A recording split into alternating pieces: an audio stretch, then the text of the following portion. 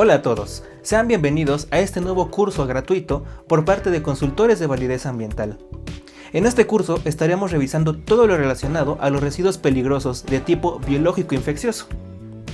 Este es un curso extracto del curso general Gestión Integral de Residuos, en donde podemos ver toda la gestión de residuos desde sólidos urbanos hasta peligrosos pasando por los de manejo especial. Acompáñanos para conocer esta importante información, en especial para tus centros de trabajo.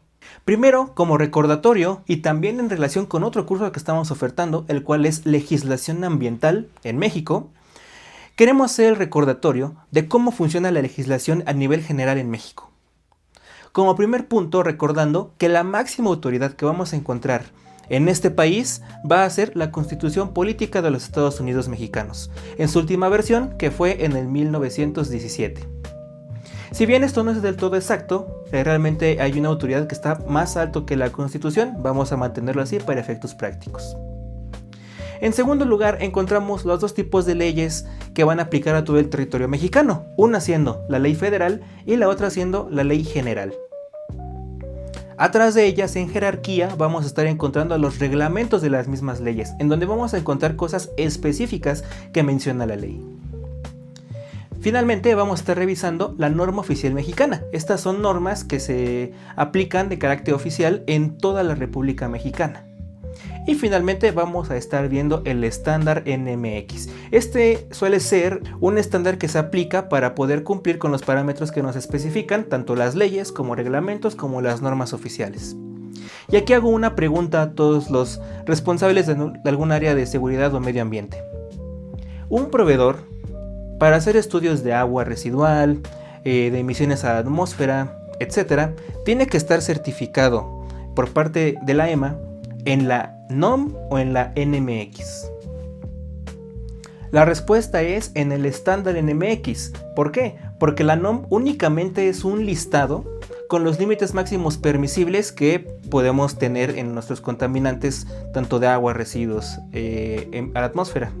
Sin embargo, el estándar NMX nos va a decir cómo vamos a hacer ese cálculo, cómo se va a tomar el muestreo, etc. Por tanto, todos los proveedores tienen que estar certificados en el estándar NMX, más no en la norma. Recordemos que México es una república federal. ¿Qué quiere decir esto? Esto quiere decir que México se va a mover en tres niveles principales: el municipal, el estatal y el federal. Las leyes ambientales, como mencionábamos anteriormente, se van a estar moviendo a nivel federal. Esto quiere decir que va a aplicar a todos los municipios y estados por igual. Muchas veces las empresas le suelen poner un montón de recursos, tanto materiales como humanos, a la parte de seguridad. Ustedes pueden verlo como en las empresas tenemos un gran equipo de calidad, después tenemos un equipo un poco más pequeño de seguridad y finalmente uno mucho más pequeño en el área ambiental. Sin embargo, quiero que hagamos este ejercicio. La legislación para temas de seguridad y salud es únicamente una ley, la Ley Federal del Trabajo, y alrededor de 150 NOM de la Secretaría de Trabajo y Previsión Social. ¿Cuántas son las normas que estamos hablando en tema ambiental? Antes de hablar de ellas, ¿cuántas son las leyes que estamos hablando en el tema ambiental? Estamos hablando de alrededor de 13. Aquí en pantalla ustedes pueden ver 7, son las que pudimos colocar en la imagen. Sin embargo, estamos dejando algunas más en este listado. Por ejemplo, la primera de ellas es la Ley General del Desarrollo Forestal Sustentable. Si nosotros manejamos madera en nuestros centros de trabajo, usualmente son las tarimas de madera. Estas, si ustedes pueden revisar, tienen un sello por parte de Semarnat. Bueno, este sello quiere decir que esta madera se consiguió con un origen lícito, que se compró, que tuvo un área que está destinada a eso y que no tiene ningún tema de contrabandeo. Y eso nos va a aplicar de esa forma en nuestro centro de trabajo o empresa. Y así podemos estar revisando todas y cada una de ellas. Esto que estamos viendo es el despliegue de las leyes que colocamos aquí ejemplo, junto con todos sus reglamentos. Quiero que observen en el centro de todo este árbol cómo se encuentra marcada en color verde la Ley General para el Equilibrio Ecológico y la Protección del Ambiente, o la famosa LEGEPA. Esta ley tiene 6 reglamentos atañados a ella. La Ley Federal del Trabajo, como comparación, tiene únicamente un reglamento. Entonces podemos ver cómo el sistema legislativo en temas ambientales en México es muy grande. Y por eso tenemos un curso aparte, porque esto nos da para hablar horas y horas, no solamente de una ley, sino también de unas normas particulares. En cuestión de NOM, ¿qué es lo que tenemos en México? Vamos a tener las NOM de Semarnat, las de Conagua, las de CENER y las de la CEA. Entonces, sin mencionar las de COFEPRIS, las de la Secretaría de Seguridad, Salud y Medio Ambiente, un montón de normas. Es un gran paquete que tenemos que estar manejando. ¿En qué nos vamos a estar centrando el día de hoy? En la parte derecha de este mapeo de leyes vamos a encontrar a la Ley General para la Prevención y Gestión Integral de los Residuos, la famosa LGPGIR, junto con su reglamento, en donde vamos a estar viendo todo relacionado a residuos peligrosos, del cual vamos a hablar más adelante. Esto que hay en pantalla es el camino que vamos a estar siguiendo. Tenemos hasta arriba de todo la Constitución Política. En su artículo 4, párrafo 5, vamos a encontrar el derecho a un medio ambiente sano para el desarrollo y bienestar. El Estado garantizará este derecho. El daño y deterioro ambiental generará responsabilidad para quien lo provoque en los términos dispuestos por la ley. Esto quiere decir que el Estado se va a encargar de que podamos tener todo lo necesario para que cumplamos con nuestra responsabilidad ambiental, porque finalmente, ¿quién es el responsable de los daños al ambiente? Quien los genera, en este caso yo como persona o yo como persona moral, en el caso de las industrias o empresas. La LGPA se divide no en capítulos como se suele hacer, se divide en títulos. En este caso vamos a hablar del título cuarto, protección al medio ambiente o protección al ambiente. En este título vamos a encontrar el capítulo número 2 y el capítulo número 3. Estos dos capítulos son los únicos capítulos en toda la LGPA que nos va a estar hablando acerca de la gestión de los residuos. ¿Por qué? Porque el capítulo número 2, por ejemplo, está enfocado en la prevención y control de la contaminación del agua, mientras el capítulo 3 va a estar enfocado a el control y prevención de contaminación del suelo. Después vamos a tener contaminación a la atmósfera, pero esos no se consideran residuos peligrosos porque están en estado gaseoso. Después tenemos la ley de la LGPGIR. Aquí vamos a profundizar específicamente en todos los residuos, porque como vimos anteriormente, en la LGPA no alcanza, no es suficiente. Por tanto, ¿qué vamos a encontrar en la LGPGIR? Vamos a encontrar varias cosas, entre ellas las más importantes son los niveles de responsabilidad del gobierno para cada residuo, la trazabilidad y los planes de manejo. ¿Qué vamos a encontrar entonces en el reglamento de la LGPGIR? Vamos a encontrar que ya nos referimos específicamente a los RCU, RME y RP. Para el tema de la trazabilidad nos vamos a encontrar con el tema de los manifiestos, cuánto debe durar su resguardo, cómo debe estar hecho el formato, qué elementos debe contener cada una de las tres partes, etc. Y el plan de manejo nos va a mencionar cuáles son los elementos del plan de manejo. Al lado derecho tenemos un instrumento que es la norma oficial mexicana 052 de Semarnat, esta del 2005. Esta norma se va a encargar de identificar y clasificar todos los residuos peligrosos que se hayan identificado en México hasta este momento. En esta siguiente slide lo que nosotros encontramos es la clasificación de los residuos en México. Insisto, todavía no entramos en materia, este simplemente es un resumen de nuestro curso de gestión integral de residuos. En México existen tres tipos de residuos. El número 1 es residuo sólido urbano o RSU. Después tenemos los residuos de manejo especial y finalmente tenemos los residuos peligrosos. ¿Qué es un residuo antes de continuar? Un residuo es un material que pierde su capacidad para ser procesado por el mismo proceso que lo generó.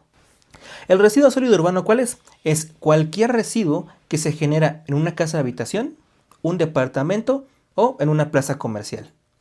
Después tenemos los residuos de manejo especial, ahorita los explicamos, y finalmente tenemos los residuos peligrosos. ¿Qué es un residuo peligroso? Es cualquier residuo que tenga alguna característica creativa. Esto es corrosivo, reactivo, explosivo, tóxico, inflamable y o biológico infeccioso. ¿Qué es un residuo de manejo especial entonces? Es un residuo que no es ni un residuo peligroso ni un residuo sólido urbano. En este sentido vamos a entrar ahora sí en materia con lo que son los residuos peligrosos. Antes de continuar con ello, tenemos que saber cómo se clasifican, cómo se identifican este tipo de residuos. Estamos hablando de sólidos y líquidos principalmente. Recordemos, los gaseosos no, porque esos ya son contaminantes a la atmósfera. La norma 052 de Semarnat 2005 establece las características, procedimiento de identificación, clasificación y los listados de los residuos peligrosos. Todo lo que tenga que ver con residuos peligrosos lo vamos a encontrar principalmente en esta norma. En ella podemos ver en la imagen que tenemos un diagrama de flujo que nos establece la misma norma, en donde nos va a dar todos los pasos que tenemos que seguir para identificar si es un residuo peligroso o no, aquello con lo que estamos tratando. Del lado derecho tenemos el mismo diagrama, pero un poco más simplificado.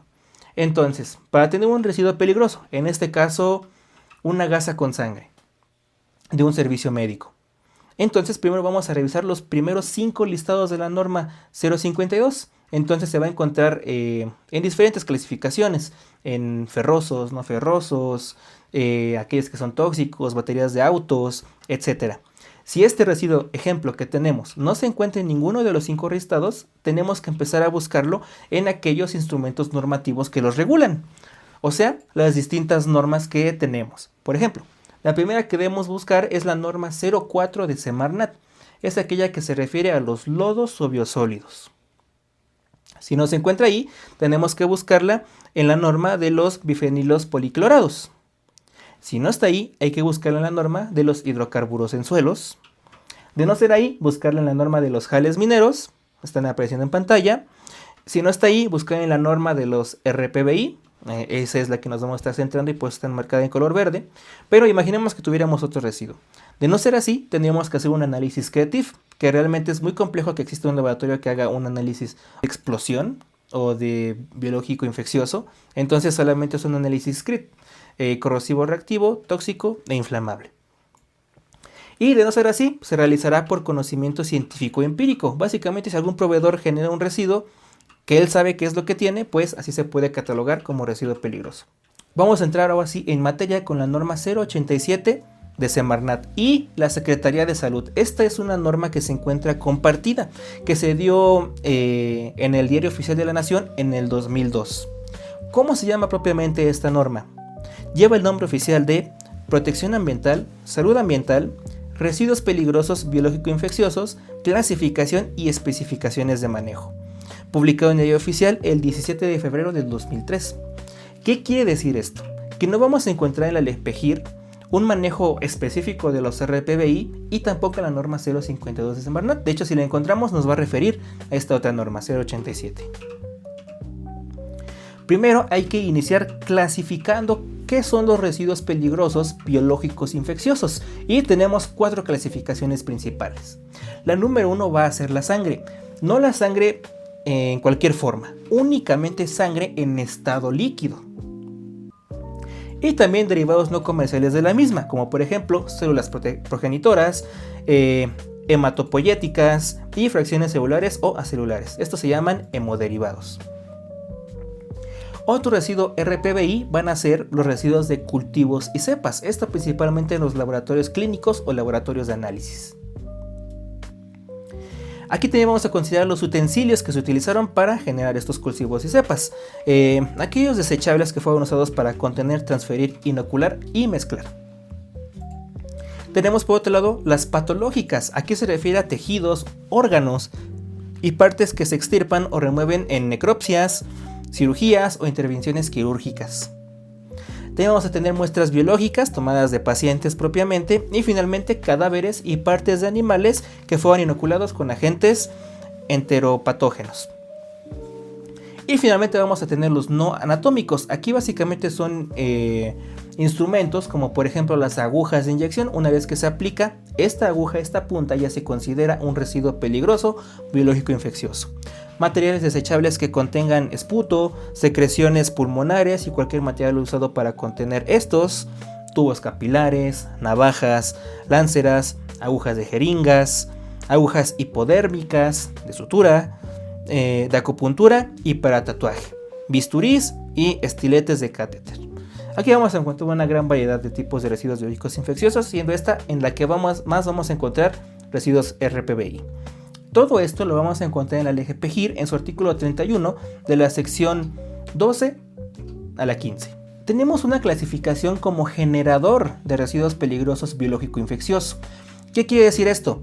Existe una clasificación para los residuos peligrosos que no son RPBI y para los residuos de manejo especial. Estos son el microgenerador, el gran generador y el pequeño generador. Esta clasificación se hace por peso o por kilos. Por ejemplo, El microgenerador es de cuando generamos de 0 a 400 kilogramos. El pequeño generador es cuando generamos 400 kilogramos a 10 toneladas. Aquí se encuentra la gran mayoría de las industrias. Y después tenemos al gran generador, es aquel que genera más de 10 toneladas al año de residuos, tanto peligrosos como manejo especial. Esa lógica, como es de la 052 de las leyes aplicables a todos los residuos, no aplica a los residuos biológicos infecciosos. Aquí tenemos otro instrumento. ¿Cuál es esta tabla que encontramos aquí? Se refiere a 3 niveles de generadores de RPBI. ¿En dónde nos encontramos en nuestros centros de trabajo? Hay que responder las siguientes preguntas. Si mi centro de trabajo tiene de 1 a 5 camas e instituciones de investigación, ya va a ser un nivel 1. Si somos laboratorios clínicos y bancos de sangre que se realizan análisis de sangre de 1 a 50 muestras al día, también somos nivel 1. Si somos unidades hospitalarias psiquiátricas, también. Y si somos un centro de toma de muestras para análisis clínicos. ¿Qué es un nivel 2? Es unidades hospitalarias de 6 hasta 60 camas. Aquí ya estamos dando un salto bastante grande. Laboratorios clínicos y bancos de sangre que realizan análisis de 51 a 200 muestras del día. Bioterios que se dediquen a la investigación con agentes biológicos infecciosos. O finalmente, establecimientos, ahora sí utilizamos el criterio clásico, establecimientos que generen de 25 a 100 kilogramos al mes de RPBI, que eso es una cantidad muy grande. Ahora, no quiere decir que para ser un nivel tengamos que cumplir todos los requerimientos que son. Si nosotros cumplimos al menos uno, ya somos ese nivel. Por ejemplo, si nosotros no hacemos nada más que tomar muestras de análisis de sangre y estamos tomando de 51 a 200, ya somos automáticamente un nivel 2 en generadores de residuos biológicos infecciosos. Si somos un centro médico en una industria automotriz, por ejemplo, y nada más tomamos de unas 50 muestras al día, incluso hasta menos, pues somos un nivel 1. Entonces, ahí es donde tenemos que ubicarnos. Y finalmente el nivel 3, unidades hospitalarias de más de 60 camas, aquí hablamos de un hospital formalmente. Centros de producción e investigación experimental en enfermedades infecciosas. Laboratorios clínicos y bancos de sangre que realicen análisis a más de 200 muestras al día. O establecimientos que simplemente generen más de 100 kilogramos al mes de RPBI. Una vez que generamos RPBI, independientemente de en qué nivel nos encontremos, vamos a estar hablando de un plan de manejo. Como lo veíamos anteriormente en la LGPGIR, las 4 clasificaciones que aparecen en la 087, todas tienen que estar sujetas a un plan de manejo. ¿Cómo funciona el plan de manejo? Es como lo estamos viendo en pantalla. Primero se genera un residuo, después se almacena en el área en que se generó, después se recolecta, se transporta a un centro en donde se le va a dar su disposición final. Ahora, aquí tenemos una diferencia con los otros residuos peligrosos. Los residuos peligrosos suelen salir de nuestras plantas o centros de trabajo hacia un almacén temporal también, que es un centro de acopio, y de ahí se suelen ir a su destino final. Un residuo peligroso biológico infeccioso no va a pasar por eso. Eso es por su peligrosidad. Su tiempo de almacenamiento es mucho menor, su tiempo de vida útil es mucho menor. Por tanto, nos vamos a saltar ese paso y vamos a pasar directamente de nuestro almacenamiento en planta a su disposición final, que usualmente, la gran mayoría de veces, y lo que se debería hacer, es incinerarlos. ¿Cómo vamos a estar haciendo este almacenamiento? Bueno, tenemos los residuos que habíamos visto anteriormente, sangre, cultivo de cepas, patológicos, etc. Y los residuos no anatómicos se dividen también en objetos punzocortantes, porque recordemos hay una gran variedad de RPBIs. Aquí tenemos los estados físicos. Por ejemplo, si tenemos sangre en estado líquido, nosotros vamos a guardarlo en un envasado que es un recipiente hermético, sólido, de color rojo. Si nosotros tenemos cultivos y cepas en estado sólido, naturalmente, nosotros vamos a envasarlo en una bolsa de polietileno también de color rojo. Y así vamos a tener distintas características para cada uno de ellos. Obviamente estas bolsas y las bolsas principalmente son aquellas que tienen unos poros muy pequeños para evitar que se pueda filtrar la parte líquida o los residuos peligrosos biológico-infecciosos desde ese lado. El envasado, ¿cómo lo vamos a estar realizando? Vamos a tomar de ejemplo las bolsas de polietileno y los recipientes herméticos. La bolsa de polietileno va a ser envasada en un color rojo translúcido de calibre mínimo de 200 y tiene que ser impermeable, muy importante. Los recipientes herméticos, por otro lado, Son o deben ser rígidos con tapa hermética de poliprepeno, resistente a fracturas y destructible por métodos físicos. O sea, si lo voy a quemar, se tiene que deshacer fácilmente y aguantar ciertos golpes. Todos los RPBIs deben ser marcados con el símbolo universal de riesgo biológico y con la leyenda residuo peligroso biológico infeccioso. Esto tiene que decirlo de manera explícita fuera de su envasado. Este es el símbolo que tenemos aquí. Lo vamos a colocar en un rombo, en un triángulo, en un cuadro, con un fondo de cualquier color, excepto en un rombo con fondo blanco con contorno rojo. ¿Por qué? Porque si recordamos el curso de manejo de sustancias químicas peligrosas, estos elementos corresponden a un pictograma de seguridad para la sustancia química. Y únicamente tienen que ser usados para ellos. Por tanto, no vamos a utilizar estos elementos para residuos peligrosos. Es algo que se encuentra prohibido y son muchas causas de infracciones o hallazgos en las auditorías e inspecciones por parte de la autoridad. Entonces evitémoslo. Y todo el llenado de mis residuos peligrosos, biológicos e infecciosos, y de cualquiera, tiene que hacerse a máximo el 80% de la capacidad de los contenedores. ¿Para qué? Para evitar derrames. La identificación, aparte, tiene que tener una etiqueta. Esta etiqueta tiene 5 elementos principales. El nombre del generador, junto con sus datos, su dirección, su teléfono, etc. Nuestra empresa aquí va a colocar esos datos. 2. El nombre tal cual del residuo peligroso.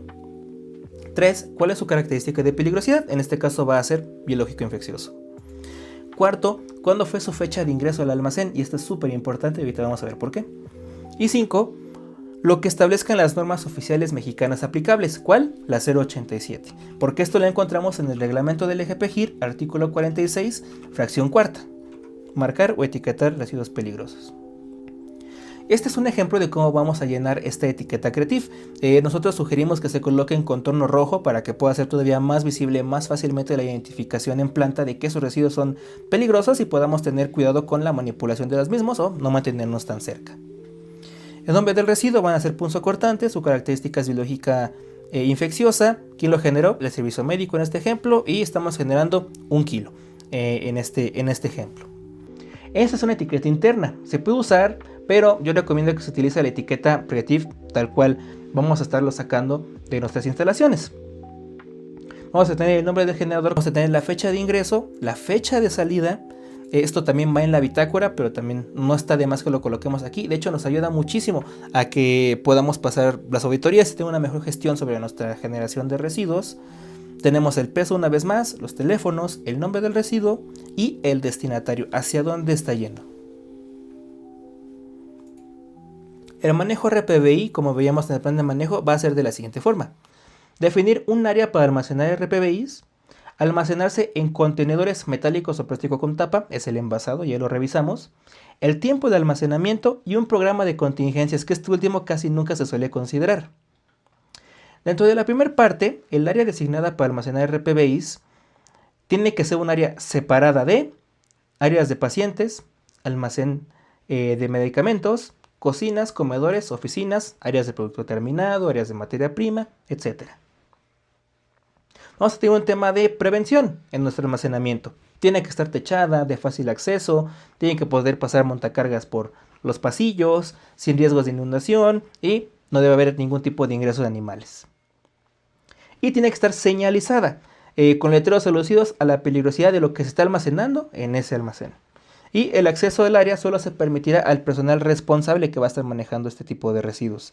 Ahora, estas condiciones de almacenamiento van a ser exentas si somos un nivel 1 de generador de RPBI. Si somos un nivel 1, únicamente tenemos que contar con un contenedor plástico metálico más grande para poder colocar nuestra bolsa de polietileno, nuestro contenedor rígido. Es la única excepción. Nivel 2 y nivel 3 sí tienen que tener un área especial separada de todas las demás áreas como le mencionamos en este contenido. ¿Cuál es el tiempo de almacenamiento de RPBIs? Para el nivel 1 van a ser 30 días. Para el nivel 2 van a ser 15 días. Y para el nivel 3 van a ser 7 días. Ojo, estos 30 días del nivel 1, que es donde asumo estamos la mayoría de nuestros negocios, tienen que ser 30 días desde que se generó hasta que salió de la planta. Muchas veces el almacén temporal de residuos peligrosos, general, ahí podemos guardarlo según la ley hasta 6 meses. Pero esos son residuos que no son biológicos infecciosos. ¿Por qué no aplica? Porque estamos manejándolo todo desde la norma 087. Recordemos, es otro instrumento normativo regulatorio que tiene sus propias especificaciones que tenemos que tener en cuenta y dar seguimiento. Finalmente, el programa de contingencias, si bien nosotros en nuestros programas de seguridad solemos tener un procedimiento contra emergencias donde se consideran derrames, explosiones, fugas, etc., tenemos que tener uno específico para nuestros manejos de residuos peligrosos biológicos infecciosos. Y esto casi nunca se tiene. Insisto, este es un gran foco de no conformidades en sistemas de gestión y en auditorías de conformidades legales. Este programa de contingencias tiene que considerar 3 cosas de RP-Base: derrames, accidentes y posibles fugas. Para ir terminando, vamos a tener el tema de la bitácora. Vamos a estar usando la que se encuentra en el artículo 47 de la LGPGIR o en el 71 del reglamento de la LGPGIR. Este formato nos sirve, no hay ningún problema, vamos a estar usando, pero únicamente para RP-Base. Aquí no vamos a estar mezclando con corrosivos, ni reactivos, ni nada. Únicamente en donde se están generando y con el mismo formato. Y con eso llegamos a este extracto del curso de gestión integral de residuos de parte de consultores de validez ambiental. Recordamos que tenemos la información en pantalla. Contáctenos si gustan más información completa sobre el curso completo. Recordemos que este curso viene con una constancia de participación, un breve diploma y, más importante, con una constancia de habilidades de C3. Vamos a también cotizar, si es que así lo requieren, un plan de manejo para los residuos que estén generando en su empresa, un registro como generador tanto federal como estatal en el Estado de México o cualquier otra entidad del país, y vamos a poder trabajar también con la estrategia de cero residuos. Esta estrategia no es no generar residuos, sino todo lo que generemos, evitar que se lleve a celda de confinamiento para el caso de residuos peligrosos o a un relleno sanitario para el caso de residuos sólidos urbanos, residuos de manejo especial. Eso es todo por nuestra parte, espero que les haya servido y esperamos con su contacto. Muchas gracias.